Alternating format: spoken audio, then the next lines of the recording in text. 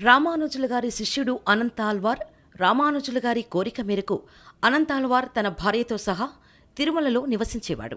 అయితే శ్రీ అనంతాల్వార్ తిరుమల కొండమీద స్వామివారి ఆలయానికి వెనకవైపు నివసించేవారు. మరి అనంతాల్వార్ శ్రీ మహాలక్ష్మిని చెట్టుకు ఎందుకు బంధించాడు? చివరకు నిజాన్ని తెలుసుకొని ఏం చేశాడనే విషయాల గురించి ఇప్పుడు మనం తెలుసుకుందాం. పూర్వం తిరుమల ఆలయం చుట్టూ దట్టమైన అడవి ఉండగా అర్చకులు ఉదయం కొండపైకి ఎక్కి స్వామివారికి పూజా కైంకర్యాలు నిర్వహించి తిరిగి చీకటి పడేలోపు కొండమీదకు వచ్చేవారు. ఆ రోజుల్లో తిరుమలలోనే ఉంటూ స్వామివారికి సేవ చేయటానికి ఎవరూ కూడా సాహసించేవారు కాదు. అందుకే ఆలయాన్ని సూర్యోదయం తర్వాతే తెరిచేవారు. ఆ సమయంలో రామానుజుల గారి కోరిక మేరకు అతడి శిష్యుడైన అనంతాల్వార్ తన భార్యతో సహా తిరుమల కొండపైన నివసించడానికి ఒప్పుకున్నారు.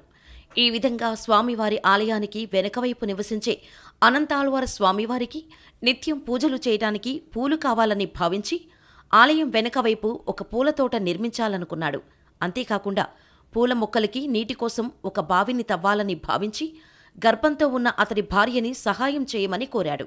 అయితే అనంతాల్వార్ మట్టిని తవ్వి ఆ మట్టిని తట్టలో వేసి ఇస్తే ఆ మట్టిని దూరంగా పోసి వస్తుండగా అది చూసిన స్వామివారిని ఆమెకు సహాయం చేయాలని తలచి బాలుని రూపంలో వచ్చి మట్టి ఎత్తటానికి సహాయం చేస్తానని చెప్పగా దానికి అనంతాల్వార్ అంగీకరించలేదు.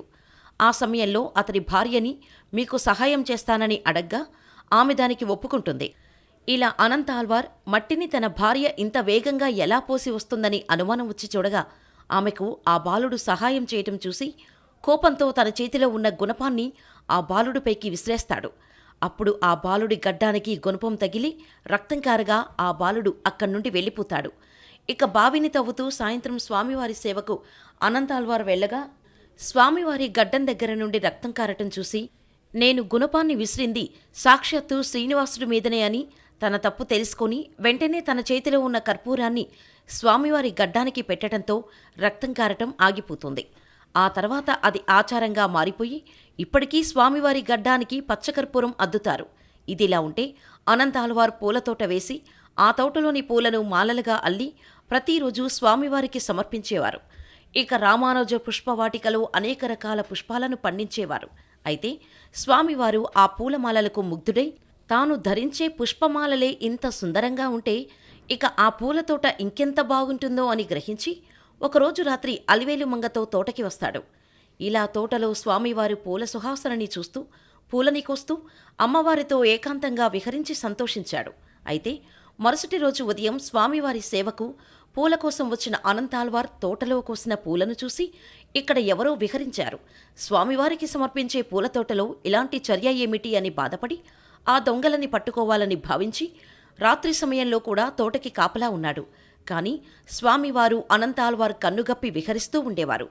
ఇలా 8 రోజులు జరుగుతూనే ఉండగా అనంతాల్వార్ దిగులు చెంది స్వామివారి ఆలయానికి వెళ్ళి స్వామి ఎవరో కన్నుగప్పి ఇలా చేస్తున్నారు, ఎందుకిలా జరుగుతుంది అని బాధపడుతూ స్వామివారిని ప్రార్థించగా అప్పుడు స్వామివారు తన భక్తుడి పుష్ప కైంకర్యాన్ని ఆచార్య భక్తిని లోకానికి తెలియచేయాలని నిశ్చయించుకున్నాడు.